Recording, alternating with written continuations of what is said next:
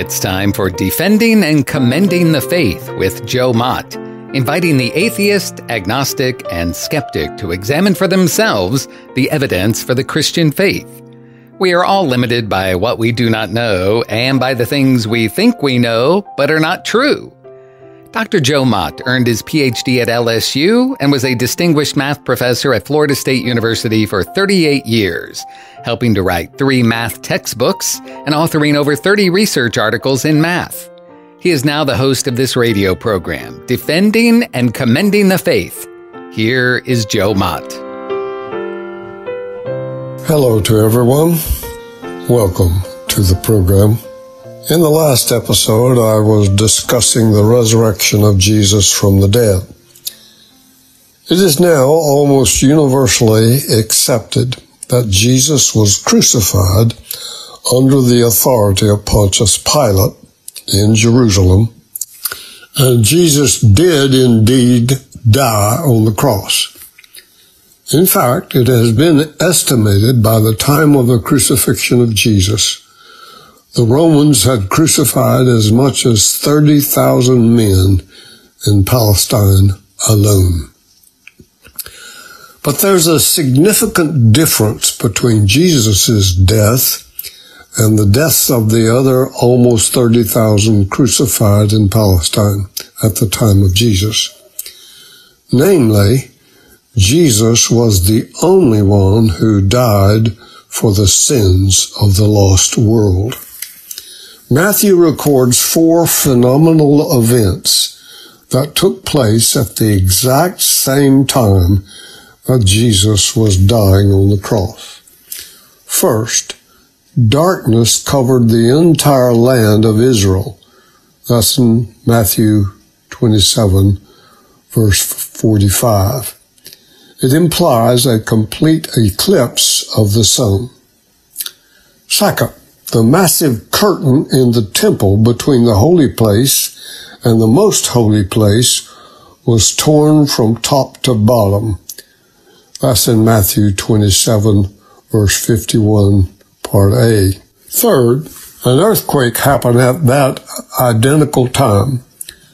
Matthew 27, verse 51, part B. Fourth, the tombs were opened and people were raised from their graves. Matthew 27, verses 52 and 53. These 4 events are certainly superhuman, but more than that, these events happening at the same exact time that Jesus died implies they were supernatural.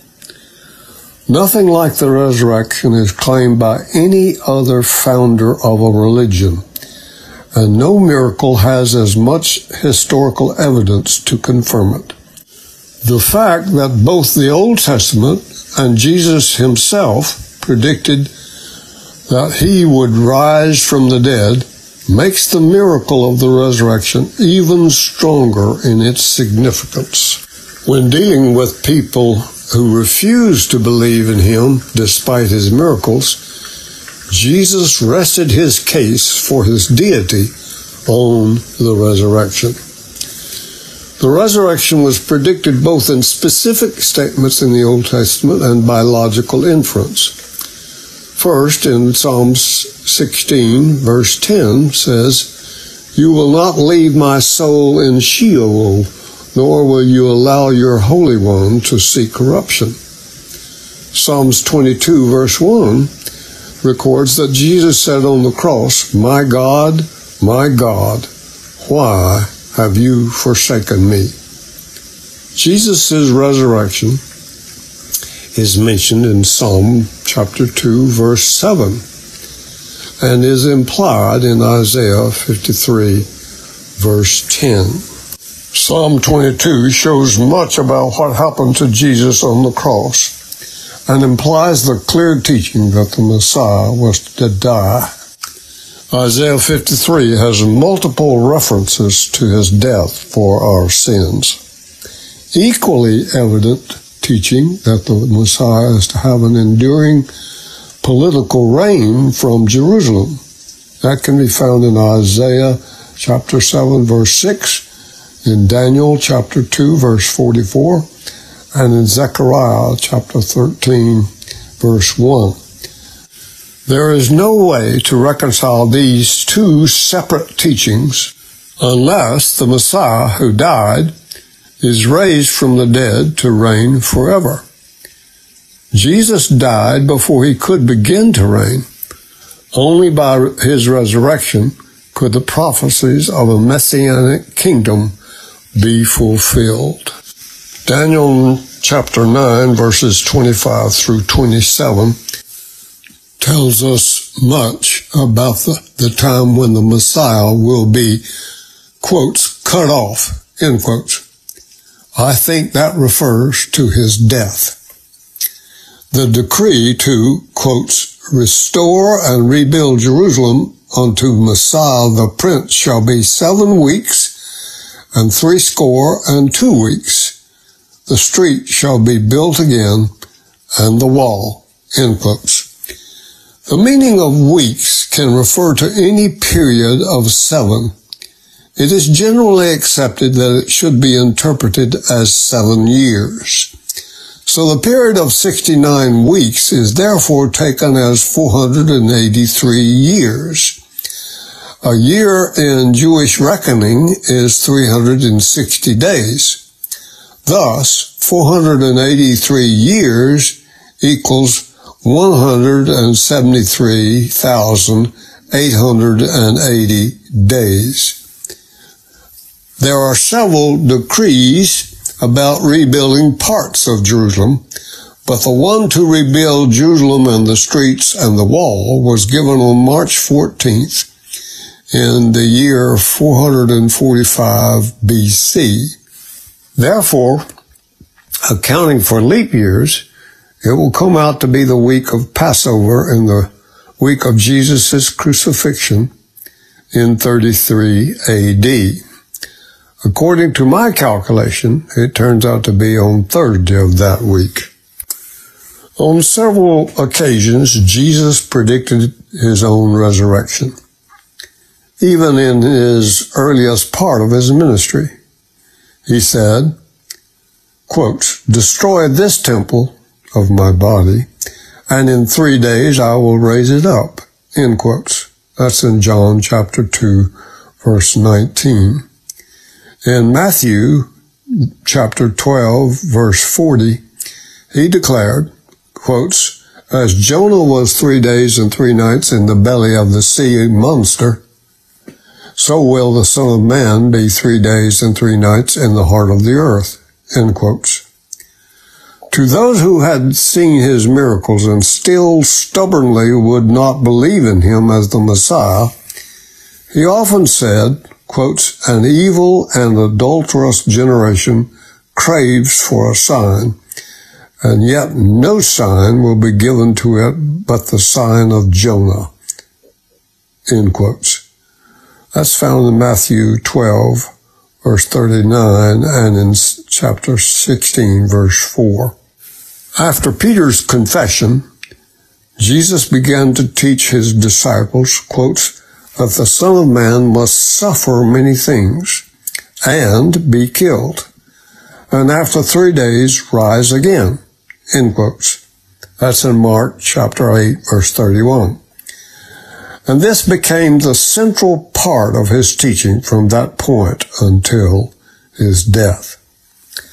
Further, Jesus taught that he would raise himself from the dead, saying, quote, I have authority to lay my life down, and I have authority to take it up again, end quotes. That can be found in John chapter 10, verse 18. Karl Popper, one of the 20th century's most influential philosopher of science, has argued that whenever a risky prediction is fulfilled, it counts as confirmation of the theory that comes with it. What could be more risky than predicting one's own resurrection from the dead? Jesus was willing to let the decision of who he is ride on whether or not this prediction came true. There are logical reasons for believing in the resurrection, but skeptics say that the resurrection is a myth or a legend. That is tantamount to charging that the resurrection story is a lie. A lie, like a truth, must have originated somewhere by someone. Then, who invented this resurrection story that skeptics call a lie? It certainly was not the Jewish leaders. They would have wanted to squelch such a story because they had publicly opposed him, and the appearance that God had vindicated him by the resurrection would undermine their religious authority. Neither were the Roman governing authorities be guilty of inventing the lie, because they were sent to Israel to keep the peace, and they were fearful that the story of the resurrection might cause an uprising of the populace against their authority. Therefore, in agreement with what the Gospels relate, it must have been Jesus' disciples who proclaimed the story of the resurrection. Then what would have been the disciples' motive for inventing and proclaiming this story if it were not true? What would they have expected to get out of telling it? I'm not sure what skeptics would say the disciples might have expected to get, but here is what they actually got. Their friends and families ridiculed and rejected them. Their social status, their political power, and their possessions were stolen from them. They were imprisoned, beaten, stoned, persecuted, tortured, beheaded, crucified, boiled in oil, fed to lions, sawed in pieces, clubbed to death, and hacked in pieces by the gladiators in the Roman arena. These adverse events add credibility to the truth of the story. Would you want to invent such a story and get what they got? I think not. Contrary to the story of an invented lie regarding the resurrection, William Lane Craig gives a strong argument for the historicity of the resurrection. Allow me to give some additional biographical details about Craig. He obtained a PhD from the University of Birmingham in Great Britain under the direction of John Hicks, and then a doctorate of theology from the University of Munich under Wolfhart Pannenberg, one of the world's leading scholars on the historicity of the resurrection. Additionally, Craig has written 3 books on that topic, including Knowing the Truth on the Resurrection and The Sun Also Rises. Craig also taught a 30-hour course on the resurrection. He claims that the evidence for the resurrection can be grouped under 4 broad factual headings. Fact number 1. Jesus of Nazareth, after his crucifixion, was buried in the personal tomb of Joseph of Arimathea. This fact is highly significant because if the burial site was known to the Jewish leadership, Roman soldiers, and Christians alike, then when Jesus' disciples began to proclaim the resurrection in Jerusalem, the body of Jesus must have been missing from the tomb. It would have been impossible to proclaim the resurrection if everyone knew that the body still lay interred in the tomb. The burial story and its credibility is one of the earliest and best established facts about the historical Jesus. Fact number 2. On the first Easter Sunday morning following his crucifixion, the tomb was found empty by a group of his women followers. This fact is agreed to by the majority of New Testament scholars, both liberal and conservative alike. Our confidence of the empty tomb is further increased by the instant response of the Jewish religious authorities. They promoted the theft hypothesis, saying that Jesus' followers had stolen the body. Consequently, they were inadvertently admitting that the tomb was empty, corroborating the essential fact about the crucifixion and the resurrection, namely that Jesus' body was missing from the tomb. Also, the fact that women discovered the empty tomb is very plausible in regard to the fact that the testimony of women was regarded as having zero credibility in the first century Jewish culture, and in particular in a Jewish court of law. In light of that fact, any legendary story of the discovery of the empty tomb would have made male disciples the discoverers of the empty tomb. Like it or not, the Gospels faithfully record what for the male disciples was an awkward and embarrassing fact. I will return to Craig's argument in the next episode. Allow me to close this episode today by reminding you, exercise daily, walk with God.